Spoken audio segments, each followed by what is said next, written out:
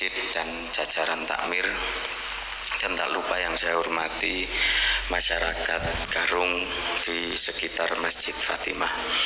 Alhamdulillah pada kesempatan pagi hari ini kita dapat melanjutkan kembali rutinitas kita ngaji setelah subuh, dan alhamdulillah pada pagi hari ini kula sowan mriki malih. Kemarin Ustadz Agus ngendikan kalih kula bahwa hari ini melanjutkan tadabur. Nah kebetulan kula niku supe kalau wingi niku ampun dugi pundi ngoten. Lajeng kula tanglet pun dugi pundi Ustadz Agus ngoten. Ternyata setelah beberapa menit Ustadz Agus bales pun dugi ayat 15 ngoten ngapunten nggih. Kula nggih wenang supe. Nah samangke insyaallah mari kita lanjutkan tadabbur kita, ngaji kita tentang surat Al-Buruj.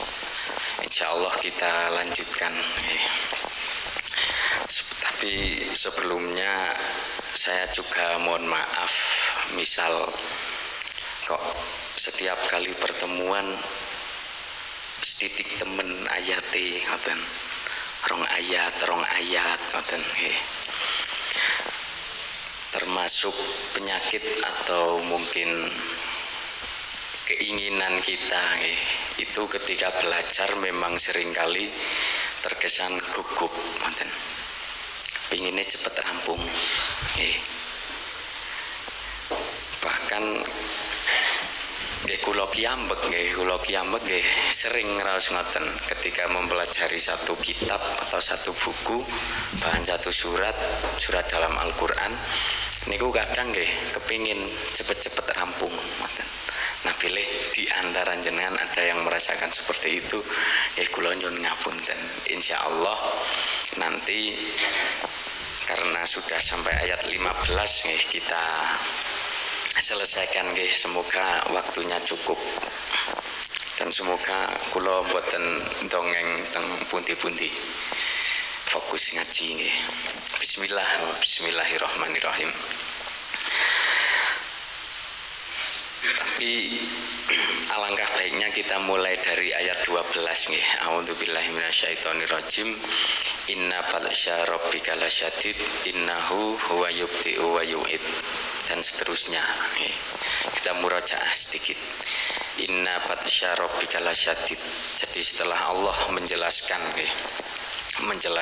balasan bagi orang-orang yang menyiksa orang-orang yang beriman, serta balasan bagi orang-orang yang beriman, niku Allah menjelaskan bahwa inna batsya rabbika lasyadid, bahwa siksaan Allah atau bahwa balasan dari Allah niku sangat sesuai, sangat sesuai. Meskipun seringkali di terjemahan niku sangat keras, tapi inna batsya rabbika lasyadid niku dapat kita pahami bahwa balasan dari Allah niku sangat sesuai, entah niku balasan untuk orang-orang yang beriman maupun balasan untuk orang-orang yang tidak beriman, atau dalam konteks surat Al-Buruj balasan bagi orang-orang yang menyiksa kelompok mukmin. Kemudian ayat setelahnya innahu huwa yubdi'u wa yu'id, bahwasanya Allah itu maha memulai, yubdi'u wa yu'idu, dan mengembalikan. Nek mboten supe misal kula mboten lentu, katose pernah saya aturkan bahwa yubdi'u wa yu'id niku bentuknya fi'il mudhari' yang mana dalam bahasa Arab memiliki pengertian saat ini dan nanti. Dengan kata lain, Allah memulai itu terus menerus, bahkan mengembalikan niku juga terus menerus. Jadi tidak hanya sekali memulai terus leren ngoten mboten, tapi senantiasa memulai. Bahkan wayu itu dan mengembalikan niku juga terus menerus. Bahkan yang seharusnya ada objeknya atau dalam bahasa Jawa niku wonten lesane. Jejer wasisa lesan. Ngertos boten jenengan niki nggih. Alhamdulillah nggih sing ngertos. Daripada kula matur fiil, fa'il, maf'ul ngoten kan nggih. Kula matur mawon jejer wasisa lesan atau subjek predikat objek. Seharusnya ada objek yubdi wa yu'id, tapi di situ Allah menghilangkan objeknya. Dengan kata lain memulai apa saja dan mengembalikan apa saja. Tapi dalam konteks surat Al-Buruj bisa jadi kita kaitkan dengan ayat-ayat sebelumnya. Misal di situ ada ayat was-sama'i dzatil buruj, demi langit dan gugusan bintang biasanya. Berarti dapat kita pahami bahwa Allah lah yang memulai penciptaan langit, dan bahkan nanti Allah juga yang akan mengembalikan langit menjadi tiada. Atau dalam kaitannya dengan balasan yang akan diterima oleh orang-orang yang menyiksa kelompok mukmin, misal bahwa Allah akan memulai siksaan itu dan bahkan akan itu terus menerus mengembalikan siksaan tersebut. Jadi kita bawa konteks surat kurang lebih maknanya seperti itu. Tapi pada intinya bahwa Allah maha memulai dan maha mengembalikan atas apapun. Innahu huwa yubdi'u wa yu'id wa huwal ghafurul wadud. Allah maha al-ghafur, biasanya dimaknai maha pengampun, kemudian al-wadud maha mencintai. Saged welas asih nggih saged, kasih sayang nggih saged. Cuma kalau al-wadud niku lebih dominan cinta nggih, tresno. Ini dapat kita pahami ngoten bahwasanya Allah Maha Pengampun. Jenengan bisa melihat di ayat 9 nggih, innalladzina fatanul mu'minina wal mu'minati tsumma lam yatubu. Orang-orang yang menyiksa kelompok mukmin kemudian tidak bertobat. Nah, titik tekannya pada tidak bertobat niku. Dengan kata lain, ketika mereka mau bertobat, maka Allah juga akan mengampuninya. Jadi Al-Ghafur. Nah, itu beberapa makna, tapi pada intinya Allah itu Al-Ghafur terhadap siapapun. Bahkan Al-Wadud, Allah maha sangat mencintai. Dari wadaya wadu, mawaddah. Kados jenengan misal teng nopo hajatan pernikahan, misal wonten sedherek jenengan yang menikah niwan biasane doane jenengan semoga samawa ya ngoten nggih, sakinah mawaddah warahmah. Teng mriku wonten mawaddah nggih. Jadi memang dalam kehidupan rumah tangga niku juga harus ada mawaddah. Begitu juga antara kita dengan Allah niku kita juga perlu mawaddah, yaitu cinta. Ngoten. Kados teng surat Ar-Rum nggih. Kula apale ayat niku karena setiap kali angsal undangan pernikahan niku sering kali surat Ar-Rum niku ayat 21. Wa min ayatihi an khalaqalakum min anfusikum azwajal litaskunu ilaiha wa ja'ala bainakum mawaddatan wa rahmah inna fi dzalika la ayatil liqaumi yatafakkarun. Ini kan mesti jadi penghias undangan nggih seringkali. Kalau jenengan ganti nggih ayat perang atau ayat nopo dan mungkin niku pas garwa jangan sampai terjadi perang antara suami istri. Niku jadi mawaddah, al-wadud itu dari mawaddah, dari rasa cinta. Jadi memang Allah niku pada dasarnya sangat mencintai kita sebagai makhluknya. Siapapun niku dicintai oleh Allah. Hanya saja seringkali ketika manusia merasa sangat dicintai niku kadang malah nopo nggih manja, ngoten nggih, manja, sehingga tingkat kesembronoan kepada Allah niku kadang muncul nggih. Kadang muncul karena niku. Nah niku jadi wahwal wafurul wadud, bahwasanya Allah Maha Pengampun plus Maha Cinta. Nah mulai ayat 15 nih, leres nggih. Dzul Arsyil Majid nih, Dzul Arsyil Majid fa'alul lima yurid hal ataka haditsul junud fir'auna wa tsamud. Dzul Arsyil Majid, Dzul Arsy tur duweni ares, al majidu kang agung. Bahwasanya Allah memiliki ares yang agung. Lafal al majidu cobi jenengan pirsani teng mushafin jenengan mesti teng riku dale niku harokate dhammah nggih. Niku harokate dhammah. Jadi al-majidu, Dzul Arsyil Majidu. Tapi dalam qiraah lain, dalam qiraah lain niku ada yang membacanya al-majidi pakai kasroh. Niku maknanya nanti beda, benten, hanya beda harokat, maknanya bisa berbeda. Cuma memang yang umum teng Indonesia qiraah Imam Asim riwayat Hafiz niku dibaca al-majidu. Jadi al-majidu niku menjadi sifat bagi Allah. Ketika dibaca al-majidi menjadi sifat bagi ars. Jadi kalau kita baca Dzul Arsyil Majidu, bahwasanya Allah memiliki ars yang agung, berarti yang agungnya niku Allahnya. Tapi ketika dibaca Dzul Arsyil Majidi niku yang agung arsnya. Niku tidak masalah. Niku qiraah itu dua-duanya diterima. Dzul Arsyil Majida niku lah belum tidak menemukan niku. Kemudian ngoten nggih, ares nggih, berbicara tentang ares. Kula pengen tanglet kali jenengan.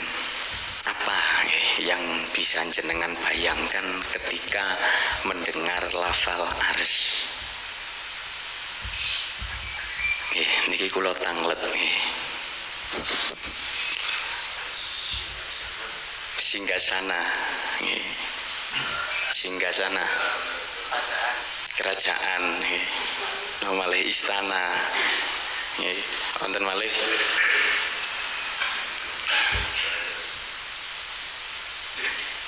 tahta, mboten wonten sing jawab tahta. Harta, tahta, kuota nek jaman saniki. Singgasana, kerajaan, istana, tahta dan lain sebagainya. Bahkan wonten sing ketika kekuasaan. Jadi di situ memang ares, ares niku biasanya dimanai sebagai singgasana. Cuma kita akan terbentur ketika kita memahami arsnya Allah niku sebagai singgasana. Jenengan ngertos singgasana niku kados napa?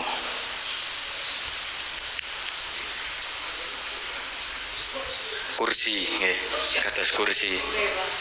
Kursi mewah nggih, kursi mewah. Kan ketika nopo singgasana dimaknai sebagai kursi, dengan kata lain fungsi utamanya adalah untuk duduk nggih. Janjane ketika untuk duduk mboten perlu kursi mewah kan. Kursi nopo risbang, jenengan ngertos risbang. Risbang niwon pun saged nggih. Tapi mengapa Allah di situ Dzul Arsy memiliki ares? Jadi kita cari lagi fungsi singgasana yang lebih penting daripada hanya sekedar untuk duduk. Nah disitulah kita nanti bisa membayangkan. Jadi paling tidak singgasana niku hanya dimiliki oleh seorang raja, seorang pemimpin, seorang yang berkuasa. Dengan kata lain dapat kita maknai bahwa arsy-nya Allah niku merupakan simbol atas otoritas tertinggi atau kekuasaan tertinggi. Tidak hanya sekedar dimaknai singgasana wonten, tapi apa sih fungsi singgasana yang paling penting dalam kerajaan, dalam istana tadi nggih. Bahkan dalam bentuk negara apapun, singgasana niku menunjukkan otoritas tertinggi atau pemegang kekuasaan tertinggi. Nah, inilah yang ingin ditekankan oleh Allah, bahwasanya Allah dengan Dzul Arsy tersebut ingin menegaskan kepada kita bahwa Allah lah pemilik kekuasaan tertinggi. Nah niku sah ngoten dimaknai seperti itu, karena ketika kita memaknai arsy sebagai tempat duduk raja, niku kita terbentur nih. Berarti kan kita menisahkan Allah kadang lenggah, kadang jumeneng, kadang sare, niku kan nggih ngawur nggih. Nggih, makanya kita maknai secara majazi itu bahwa Allah pemilik kekuasaan tertinggi. Kula pernah meneliti kata arsy niku dereng dangu karena kula meneliti tentang kisah Nabi Sulaiman. Jadi di kisah Nabi Sulaiman kan ada pemindahan arsy Ratu Saba nggih. Atau yang dalam banyak riwayat disebut sebagai Bilqis. Ada yang membaca Bilqis, ada yang membaca Balqis. Kalau bahkan arsy di samping yang dimiliki oleh Bilqis, dalam kisah Yusuf niku juga Yusuf pernah mengangkat kedua orang tuanya untuk menduduki singgasana Yusuf, arsy itu. Jadi dalam Al-Quran ada dua macam arsy atau singgasana, singgasana Tuhan dan singgasana makhluk. Dan uniknya ketika arsy itu dinisbatan kepada Allah, niku Al-Quran seringkali membubuhkan al-arsy ngoten.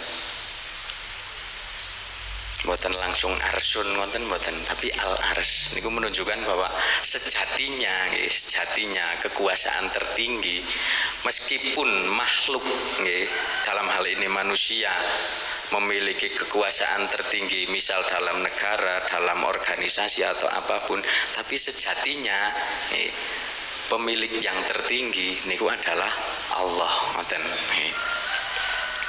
Dan jadi lebih dapat memahamkan ketika kita memaknai al-arsy itu sebagai simbol bagi kekuasaan tertinggi. Kemudian al-majidu, Dzul Arsyil majidu atau al-majidi. Jika al-majidi maka yang agung arsy-nya. Kekuasaan Allah itu agung. Apalagi pemilik kekuasaan tersebut. Makanya di situ tidak ada pertentangan, baik dibaca al-majidu atau al-majidi niku dapat diterima semuanya.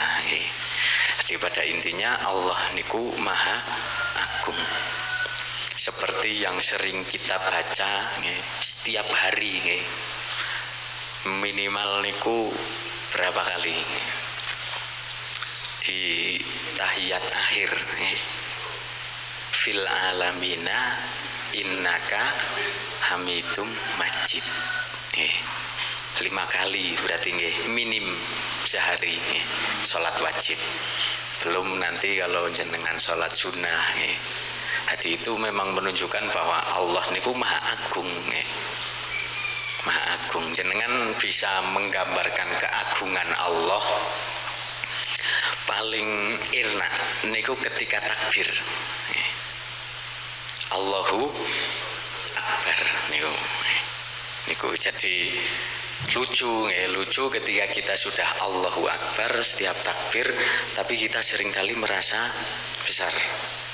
Ngoten niku agaknya kita kurang merenungi makna takbir. Kabir ngoten.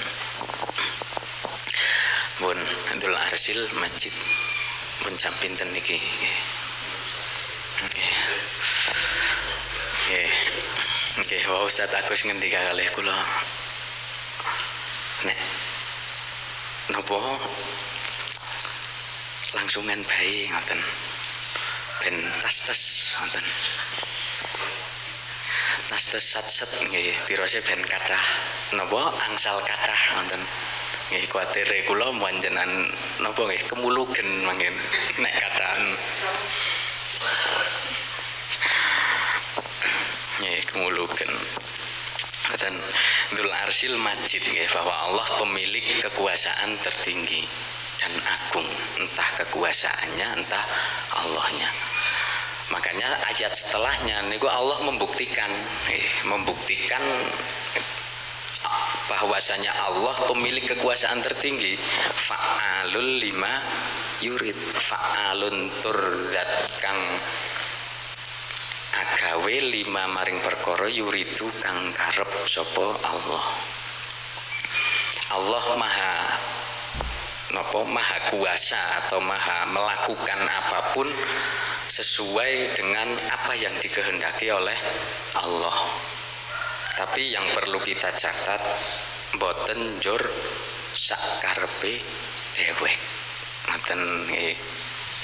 Karena Allah niku maha suci dari hal-hal yang di situ serampangan ngoten nggih. Yang sia-sia kan boten. Jadi apa yang dikehendaki oleh Allah niku mesti memiliki manfaat.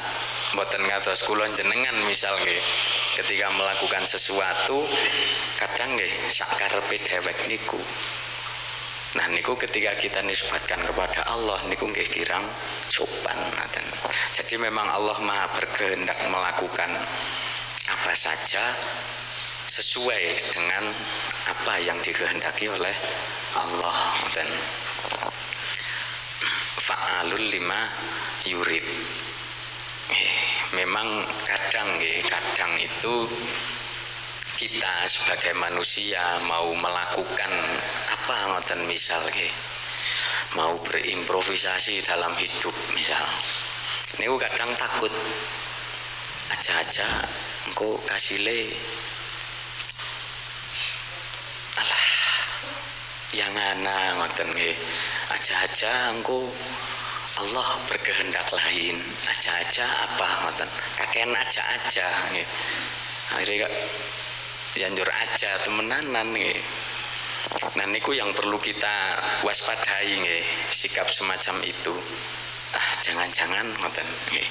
Mane kados Imam Al-Ghazali niku menganjurkan kita dua sifat yang terlihat bertentangan tapi niku saling melengkapi, al-khauf war raja, kekhawatiran dan harapan.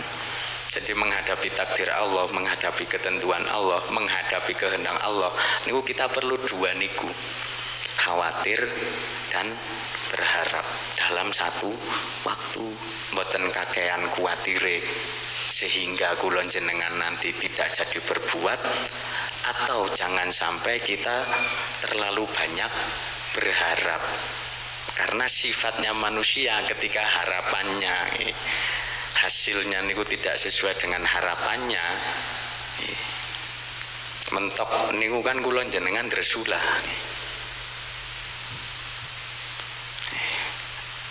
Ada jarak nih kadang harapan antara harapan kita dengan ketentuan Allah. Nah Allah memfasilitasi jarak niku, gap niku antara keinginan kita dengan ketentuan Allah niku dengan sikap tawakal.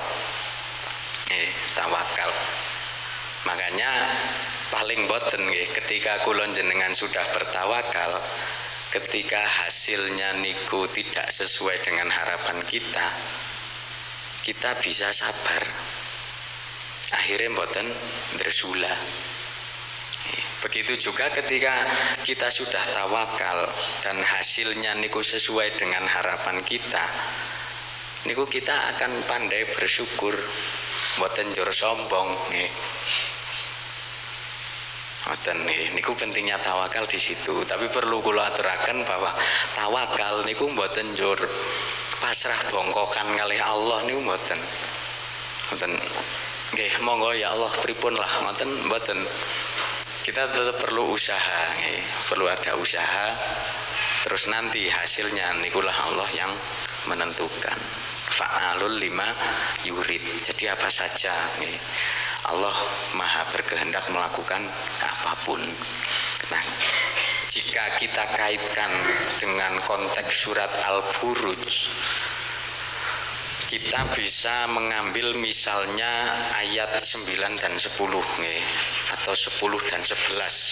10 dan 11 nggih, innalladzina fatanu nggih, dengan innalladzina amanu. Innalladzina fatanu nggih, orang-orang yang menyiksa kelompok muslim niku akan diberi balasan nggih, sesuai dengan apa yang dikehendaki oleh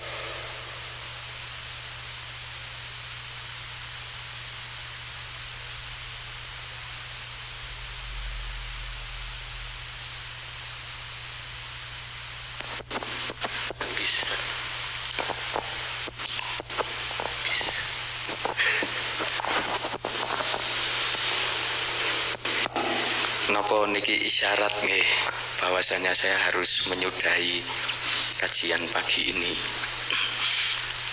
nggih.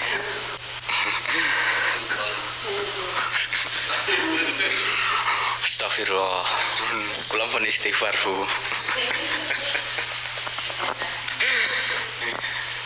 Nggih, sekedar malih nggih.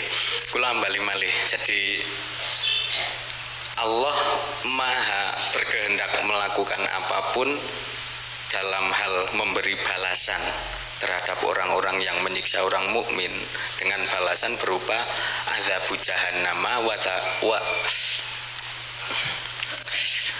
adzabu jahannama walahum adzabul harik, dengan azab neraka jahanam dan azab yang membakar api neraka.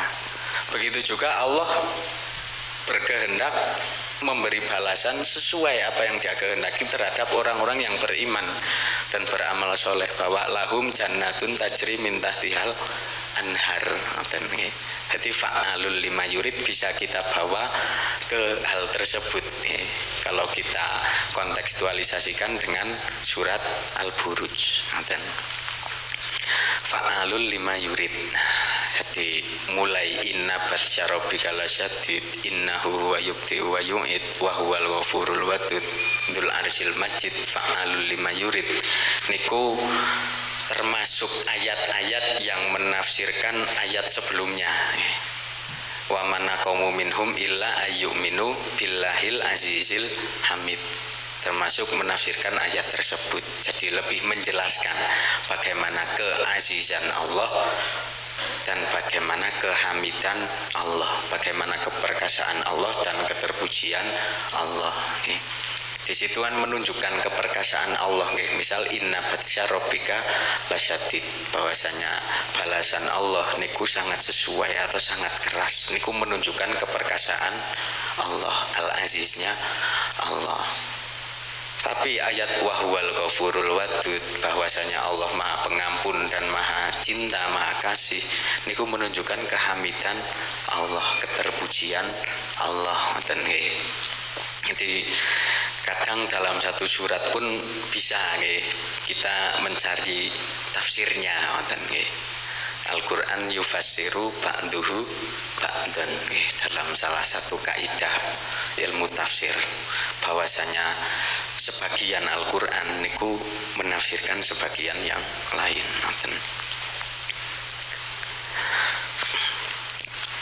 Lanjut nggih. Napa pun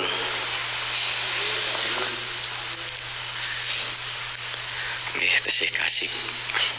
Hal ataka hadithul junud Fir'auna wa Thamud.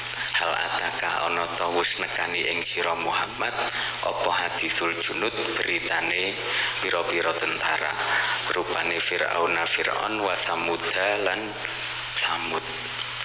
Nah, ini mulai di sini Allah mulai istilahnya mengajak wawan sabda dengan nabinya, yakni Nabi Muhammad. hal ataka nggih.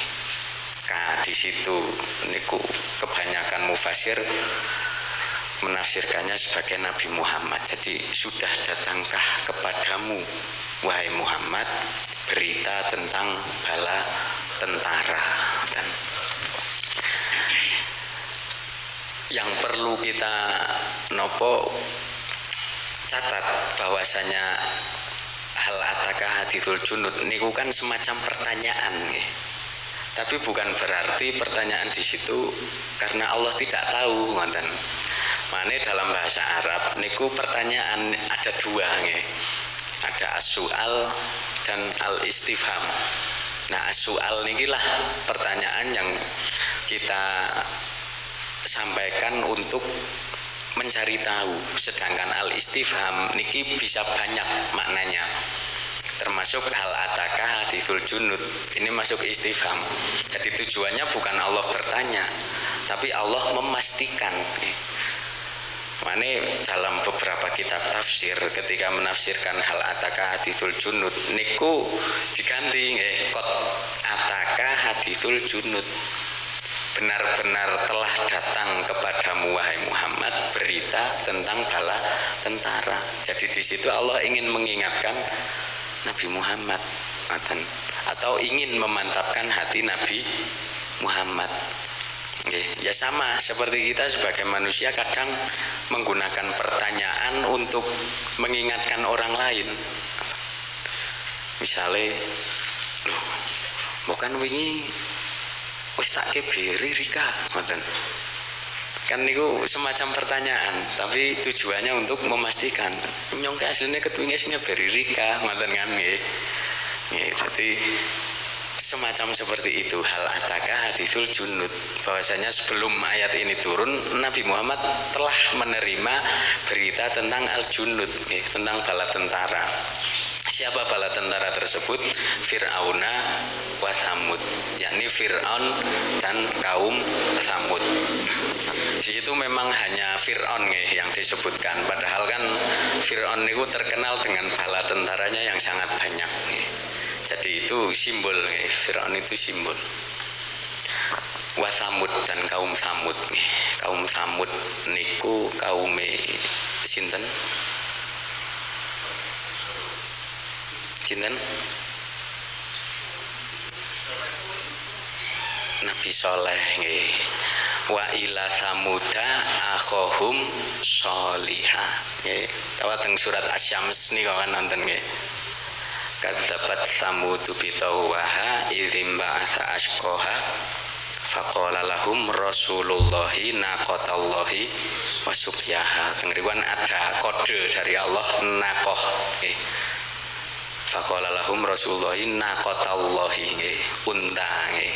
Nah kula jenengan pun ngertos nggih bahwa nabi yang diberi mukjizat berupa unta niku kan Nabi Soleh. Jadi Rasulullah di situ adalah Nabi Soleh yang diutus kepada kaum Thamud. Kaum Thamud niku kalau dalam sejarah bangsa Arab niku ada yang mengatakan sebenarnya nenek moyang bangsa Arab, cuma pun punah karena niku wau teng surat Al-Haqqah niku wonten fa amma samudu fa uhliku bitaghiyah. Bahkan teng Asy-Syams niwan fatam tama alaihim rabbuhum bitambihim fasawwaha, diratakan dengan tanah. Mane teng Tarikhul Arab nggih niku bahwa kaum Thamud merupakan al-Arab al-Baidah, bangsa Arab yang telah punah, termasuk kaum Ad. Sebelum Nabi Soleh Nabi Hud wa ila Adin akhahum Huda, Nabi Hud kepada kaum Ad. Nah niku dikatakan nenek moyang bangsa Arab, tapi mereka sudah punah mantan. Nah sedikit cerita tentang kaum Thamud di surat Al-Fajr. Wa Thamudal ladzina jabus sokhra bilwad, bahwa kaum Thamud niku jabus sokhra bilwad. Terjemah bebasnya mengukir batu di wad, pereng, perengan. niki teng Jordania. Itu ada satu tempat wisata namanya Petra nggih. Kula nggih dereng nate rika ming napa ningali mawon teng HP kan sakniki saged nggih. Niku memang Petra niku teng perengan ngoten nika nggih. Pereng dhuwur nggih. Terus bebatuan, terus di situ diukir nggih. Kados istana nika nggih. Bilih jenengan nate lah sing wonten sing nate mirsani utawa malah ampun nate rika nggih. Niku ya ndonga mawon nggih. Nggih, saningan umroh plus niku kan kadang wonten wisatane nggih. Jenengan patos sing plus niku teng Jordania niku. Saged mirsani Petra nggih. Niku memang di napa pereng niku bahasa Indonesiane napa? Napa? Tebing nggih, tebing nggih. Pereng. Nggih, pereng dieng nggih. Tebing teng tebing nika pancen niku diukir niku. Kados istana nika. Nah, itu ada yang mengatakan bahwa itu peninggalan kaum Samud nggih. Jadi kula nate mikir ngoten, tak pikir-pikir kaum Samud arsitektur nggih. Nggih, kudune Nabi Saleh nggih arsitektur. Niku ngertos kula jenengan kan selama ini nggih Nabi Saleh napa untane nika kan nggih. Unta betinanya nggih. Tapi ada satu teori bahwa mukjizat didatangkan kepada satu kaum niku menyesuaikan dengan keahlian kaum tersebut. Seperti misal Nabi Musa mukjizat dengan tongkat nika yang bisa berubah ular niku karena untuk menghadapi penyihir-penyihir yang memanipulasi penglihatan. Bahkan wonten sing ngendikan mengapa mukjizat Nabi Muhammad niku Al-Qur'an tidak kemudian keris atau tongkat atau nopo nggih. Karena memang saat itu bangsa Arab niku peradabannya adalah peradaban bahasa. Jadi dengan Al-Qur'an bahasa Arab mereka niku termukjizatkan. Berarti ketika kaum Samud niku arsitektur ya mungkin Nabi Saleh juga sangat arsitek ngoten nggih.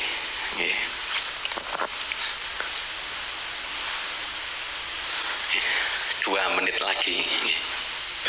Niku nggih kaum Samud, jadi kaum masa lalu nggih. Kaum dalam sejarah. Apa korelasi hal ataka hadithul junud Fir'auna wa Thamud? Niki untuk mengingatkan Nabi Muhammad, menguatkan hati Nabi Muhammad termasuk pengikut Nabi Muhammad, orang-orang yang beriman, bahwa dulu ada bala tentara nggih. Tengriki Allah menyebutnya dengan bala tentara, menunjukkan bahwa sangat kuat. Ketika kula jenengan mendengar kata tentara ngoten mawon. Kan yang terbesit di benak kita mesti wah militer ampuh-ampuh mesti kuat-kuat ngoten. Jadi itu semakin menguatkan makna bahwa sekuat apapun ngoten nggih, sekuat apapun Firaun, sekuat apapun kaum Samud, hanya karena kesalahan mereka nggih, balilladzina kafaru fitakdzib nggih, mendustakan Rasul Allah, mereka dibinasakan oleh Allah sebagaimana dibinasakannya Ashabul Ukhdud dengan mendapatkan balasan itu. Jadi seolah-olah Allah niku ngendikan kalih Kanjeng Nabi, wahai Nabi Muhammad, tenang. Sing mungsuhi selirane masa ora engko urusane kene ngoten. Seolah-olah ngoten niku. Jadi memang untuk menenangkan hati Nabi Muhammad sekaligus menguatkan hatinya ngoten. Bahwa sudah ada bukti termasuk Ashabul Ukhdud, bahkan Fir'aun, ya otomatis Fir'aun tengriku Fir'aunnya Nabi Musa nggih. Karena Nabi Yusuf niku kan pernah juga diangkat menjadi menteri perekonomian nggih di Mesir nggih. Nah, Fir'aun niku sebenarnya bukan nama seseorang tapi nama jabatan. Ya ibarat Indonesia ya presiden ngoten nggih. Fir'aun. Cuma ketika Al-Qur'an menyebut Fir'aun niku otomatis Fir'aunnya Nabi Musa nggih. Beda dengan Fir'aun pada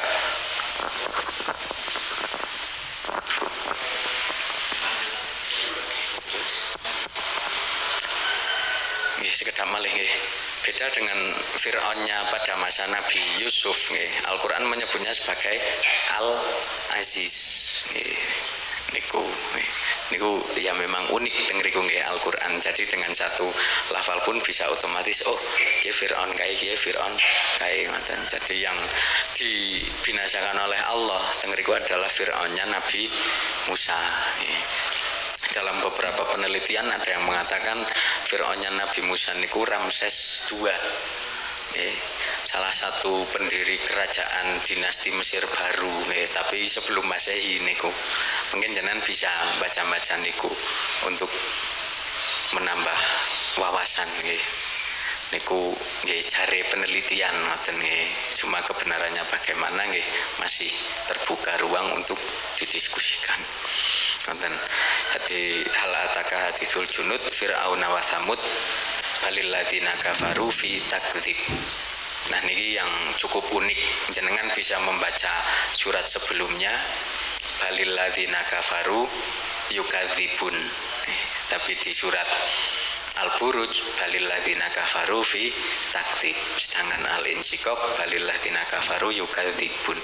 Nah bedanya fi takdzib niku seolah-olah orang-orang kufur niku nggih alladzina kafaru niku benar-benar ada dalam pendustaan. Jadi nang jerone ngoten. Jadi nuwun sewu nggih, ibarat gelas niki. Gelas niki nikulah pendustaannya. Dan alladzina kafaru orang-orang kufur niku airnya nggih. Jadi mereka seolah-olah ada di dalam pendustaan niku. Jadi pendustaan mengelilingi mereka. Mumpung tak gocel niki nggih. Eman-eman nek kula kunturaken malih. Bismillah, nuwun sewu nggih. Alhamdulillah. Dadi ngoten.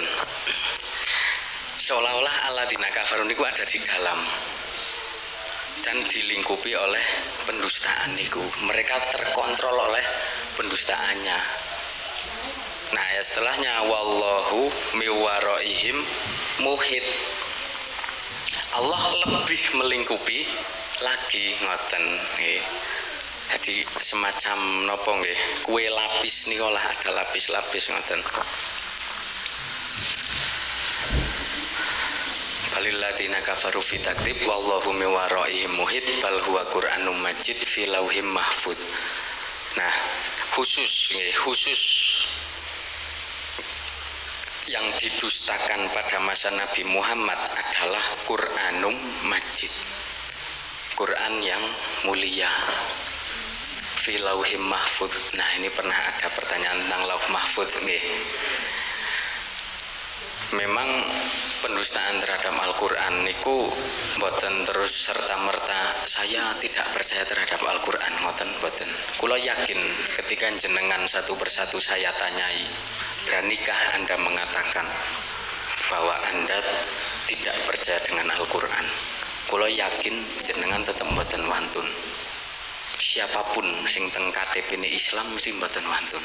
Cuma yang perlu kita waspadai, jangan-jangan perilaku kita niku mengindikasikan bahwa kita tidak percaya kepada Al-Qur'an. Nah, niki yang perlu diwaspadai. Atau perilaku kita mengindikasikan kita tidak percaya kepada Nabi Muhammad. Nah, ini yang perlu kita waspadai. Ya misal kita menelantarkan Al-Qur'an, menduakan sosok Nabi Muhammad dan lain sebagainya. Nah, niku yang perlu kita waspadai karena blik-blikan nyong orang ngandel karo Quran niku saya rasa nggak ada nggih. Nggak ada muslim yang berani seperti itu. Tapi mari kita perhatikan perilaku kita. Ngoten nggih, mun nggih kula ampun di peliriki niki kali Ustaz Agus. Cekap nggih. Wonten pertanyaan mboten? Wonten nggih. Jenengan sing menanggung resiko niki. Nggih, ngagem niki.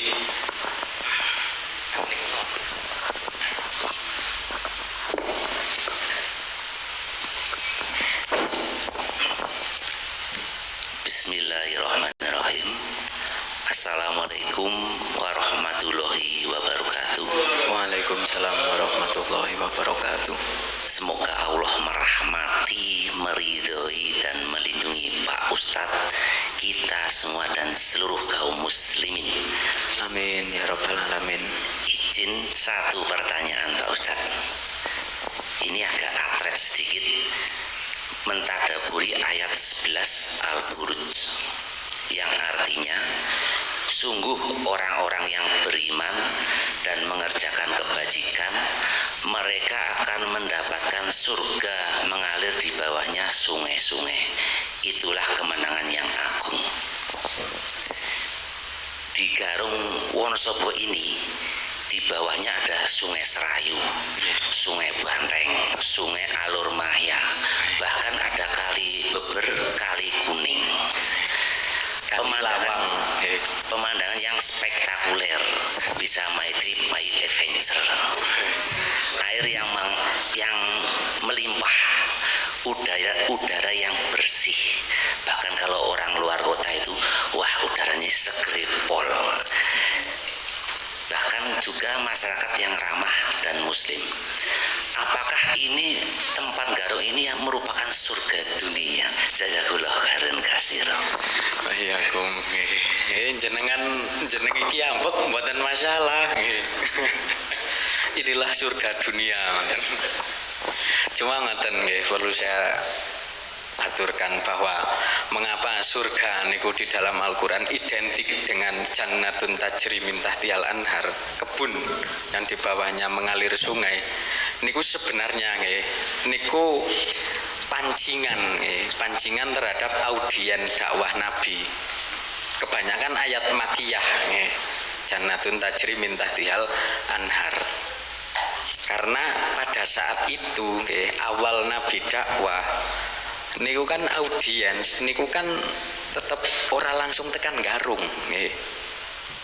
Quran niku kan turun di tengriko nggih, teng Timur Tengah. Sedangkan di sana niku mayoritas padang pasir. Padang pasir.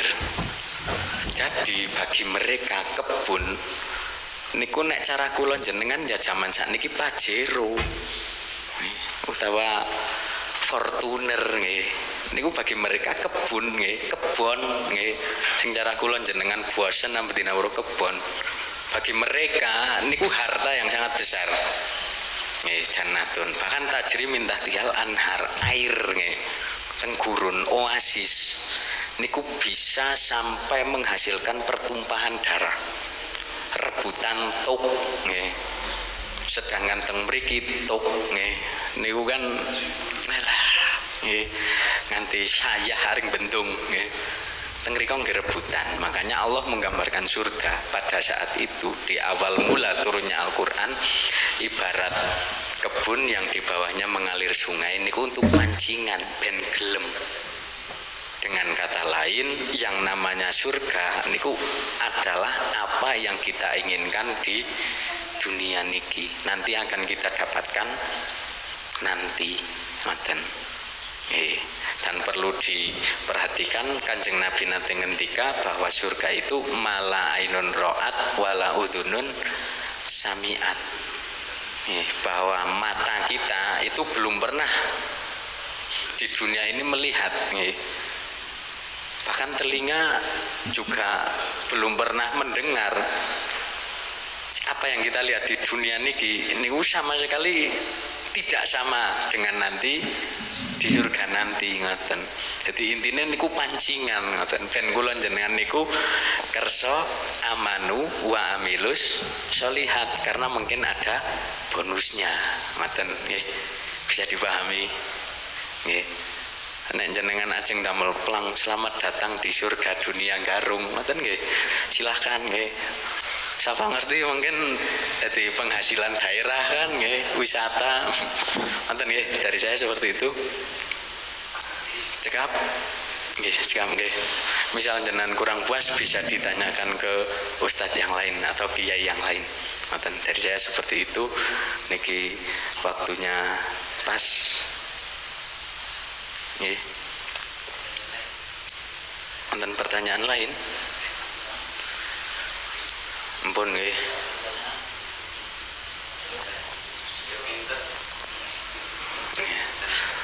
Jenengan ajeng tanglet ampun jam pinten niki Mas Fahmi ngoten nggih kenging nggih. Kalih ditingali bilih jame ngoten. Ampun nggih. Nah, masih ada waktu dikit kula paring kesimpulan sedikit mawon nggih.